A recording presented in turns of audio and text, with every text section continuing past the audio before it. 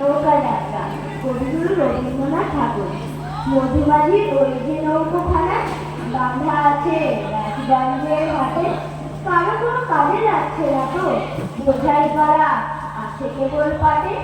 আমায় যদি দেয় তারা নৌকোটি, আমি তবে 100টা ডালাটি।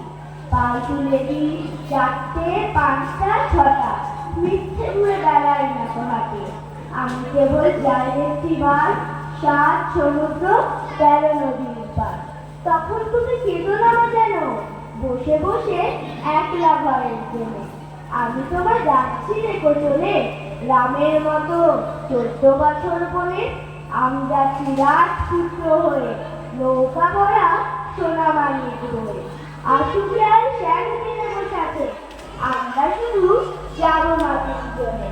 আমি কেবল যাবো একটি বার 7 সমুদ্র 13 নদীর পার। ভোরের বেলা দেবো নৌকো ছেড়ে, দেখতে দেখতে কোথায় যাবো ভেসে। দুপুর বেলা পুকুর ঘাটে আমরা তখন নতুন রাজার দেশে। পেরিয়ে যাবো তিনপুকুরির ঘাট, পেরিয়ে যাবো তেপান্তরের ঘাট। ফিরে আসতে সন্ধে হয়ে যাবে, গল্প বলবো তোমার করে এসে। আমি কেবল যাবো একটি বার 7 সমুদ্র 13 নদীর পার। ধন্যবাদ।